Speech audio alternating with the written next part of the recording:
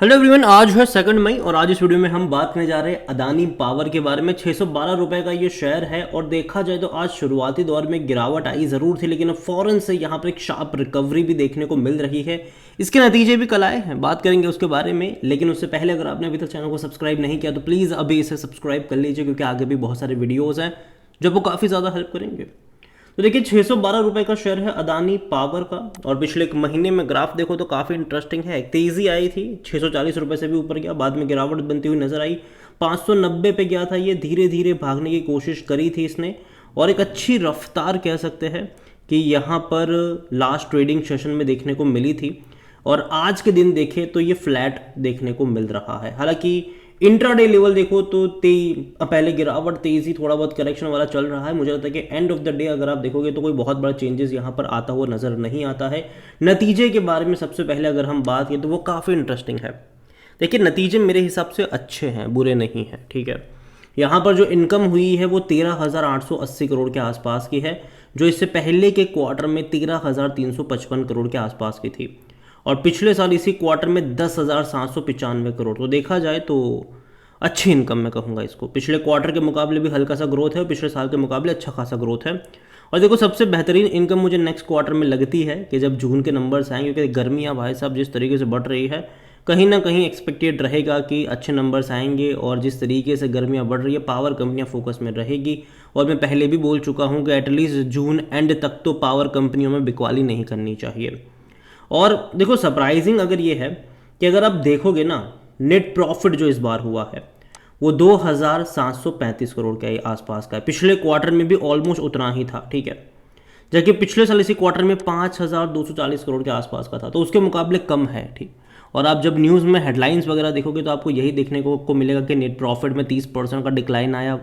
तो अगेन मैं कह दूँ कि डिक्लाइन नहीं है, क्योंकि अगर आप इनका नेट प्रॉफिट बिफोर टैक्स देखोगे, ठीक है, तो बिफोर टैक्स हुआ है 3,555 करोड़, ठीक है। और जो इससे पहले के क्वार्टर में 3,210 करोड़ का था, जबकि पिछले साल बिफोर टैक्स 900 करोड़ से भी कम का प्रॉफिट था। तो यहां पर भैया आफ्टर टैक्स इतना सारा कैसे हो गया, आफ्टर टैक्स सीधा 5,000 कैसे हो गया। तो यहां पर हमें समझना होगा कि जो टैक्स यहां पर इनको फ़ायदा पहुंचा है वो कहीं ना कहीं पहुंचा है इससे। जो आप डिफर्ड टैक्स चार्ज अगर आप देखोगे, टोटल टैक्स का जो क्रेडिट अगर आप देखोगे यहाँ पर, तो पिछले साल इनको इतना रिफंड मिला था 4,725 करोड़ का पिछले क्वार्टर में, और ये ऐड हुआ था। इसके चलते आपको ज़्यादा देखने को मिल रहा है। जबकि इस बार इन्होंने अच्छा टैक्स चुकाया है। पिछले क्वार्टर में भी अगर आप देखोगे तो 472 करोड़ का टैक्स चुकाया था इन्होंने, जबकि इस क्वार्टर में इन्होंने 820 करोड़ का टैक्स चुकाया है। और यही वजह है कि प्रॉफिट बिफोर टैक्स आपको ज़्यादा देखने को मिल रहा है, लेकिन प्रॉफिट आफ्टर टैक्स अगर आप देखोगे तो पिछले क्वार्टर का और इसी क्वार्टर का सेम है ऑलमोस्ट। क्योंकि टैक्स इस बार इन्होंने ज़्यादा चुकाया है, क्योंकि भैया रेवेन्यू ज़्यादा करा है इन्होंने, तो जाहिर सी बात है टैक्स उस तरीके से होगा भी। खर्चे भी देखोगे तो हाँ, ऑलमोस्ट बढ़े ज़रूर है, लेकिन रेवेन्यू जितने बढ़े उतने खर्चे नहीं बढ़े। तो ये बड़ी बात है कि प्रॉफिट बिफोर टैक्स जो है वो अच्छा खासा देखने को मिल रहा है।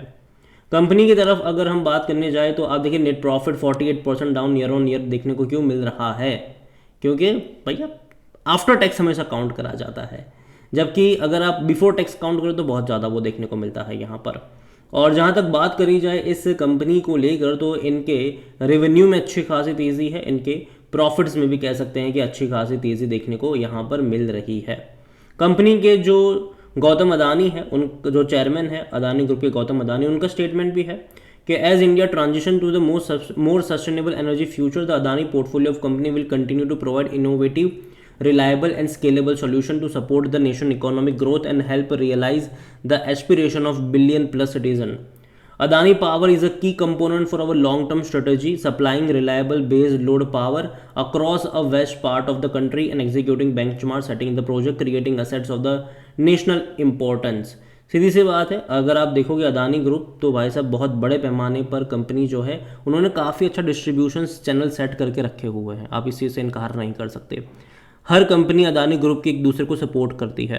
चाहे पोर्ट की अगर हम बात करें तो भैया पोर्ट से जो कोयला वगैरह आता है, ठीक है, वो अदानी पावर के लिए भी सप्लाई होता है, और ये बड़ी बात है इनके लिए। और कहीं ना कहीं मैं मान के चल रहा हूँ कि अदानी ग्रुप डेफिनेटली कोई छोटा मोटा ग्रुप नहीं है। आप इसको इग्नोर नहीं कर सकते। लॉन्ग टर्म के लिहाज से डेफिनेटली इसमें पोटेंशियल ज़्यादा है। यहाँ पर जो मैंने कहा था कि क्यों यहाँ पर पिछले साल के मुकाबले कम है, क्योंकि driven by higher collection of late payment charges. तो लेट पेमेंट चार्जेस के भैया पिछले साल इनको अच्छे मिले थे यहाँ पर, ठीक है। तो ये एक वन टाइम ऐड हुआ था, देखिए हायर वन टाइम इनकम जो आई थी उसके चलते ही सारा चीज़ें यहाँ पर देखने को मिली थी। अगर अदानी पावर के आज वॉल्यूम देखोगे तो 31 लाख के आसपास के शेयर ट्रेड होते नजर आ रहे हैं। इतना ही नहीं, कंपनी का ऑल टाइम हाई 645 रुपये के आसपास का था, लो 15 रुपये के आसपास का था। मार्केट के अभी भी 2,35,000 करोड़ के आसपास देखने को मिल रहा है। कंपनी को लेकर अगर हम देखें तो 50-50 का रेशियो, 50% लोग कह रहे खरीदारी करो, 50% लोग कह रहे बेचो और भाग जाओ।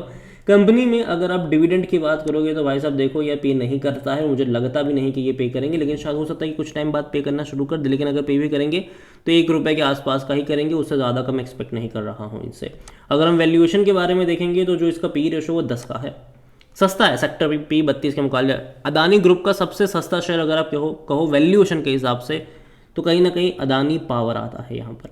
हालांकि कोई भी एनालिस्ट खरीदारी करने की बात नहीं करे। फिनांशियल्स अगर आप देखोगे तो डेफिनेटली इनके फिनांशियल्स अच्छे खासे रहे हैं, लेकिन अगर आप देखो जून में 8,000 करोड़ के आसपास के प्रॉफिट्स हुआ करते थे, रेवेन्यू 18,000 करोड़ का था।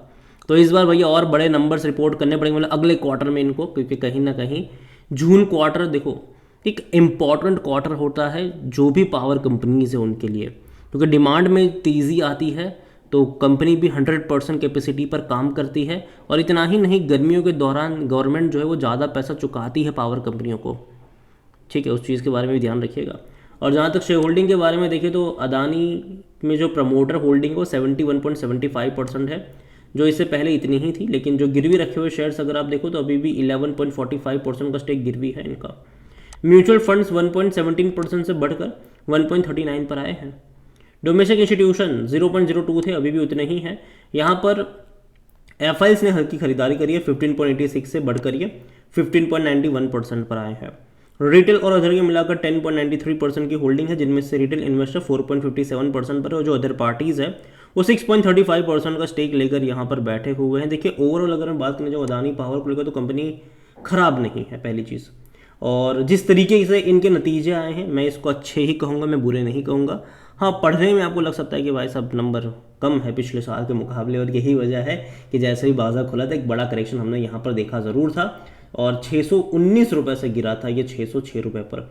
हाईली वॉलेटाइल शेयर में कहूँगा इसको, और ऑलरेडी अगर आप देखोगे तो एक साल में खूब पैसा बनाकर दिया है, 150% से भी ज़्यादा का ग्रोथ है। और देखो अभी लंबे समय से थोड़ा बहुत कंसोलिडेट तो कर रहा है कुछ टाइम से, लेकिन तेज़ी दिखाई है। उम्मीद करते हैं कि यहाँ पर और बड़ी रफ्तार हमें देखने को मिले। और अगर मैं कहूँ कि जिसके पास है वो होल्ड करके चल सकता है।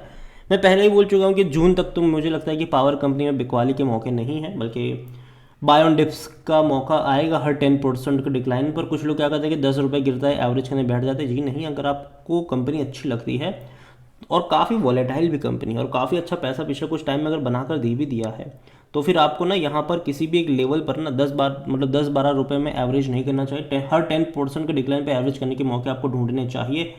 5 साल के अंदर भाई साहब 1300% का रिटर्न दिया है इसने।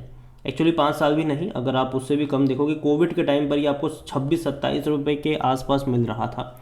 उसके मुकाबले एक बेहतरीन तेज़ी देखिए, फिर एक बहुत बड़ा फॉल भी हमने देखा था जब दिक्कतें आई थी, और गिरावट भी हमें देखने को मिली यहाँ पर। फिर वापस से एक बहुत बड़ी तेज़ी में चीज़ें तब्दील होती नज़र आई, और मैं उम्मीद करता हूँ कि यहाँ से और तेज़ी बनी रहे। लेकिन रिजल्ट्स के बाद थोड़ा बहुत करेक्शन एक्सपेक्टेड होता है, और मैं इतना ही कहूँगी अगर 600 रुपये के नीचे जाता है तो हर 10% के डिक्लाइन पर एवरेज करने के मौके यहाँ पर बनते हुए नज़र आ सकते हैं।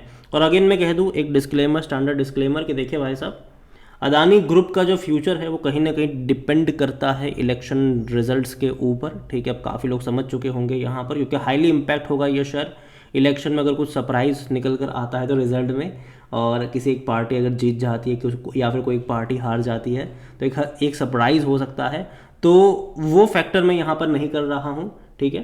तो याद रखिएगा, अगर कोई पर्टिकुलर पार्टी जीती तेज़ी आएगी, कोई पर्टिकुलर पार्टी हारी अदानी ग्रुप सबसे ज़्यादा पिटेगा उस टाइम पर। तो ये चीज़ भी पॉसिबल है, और अगेन ये सारी की सारी पॉसिबिलिटीज़ है।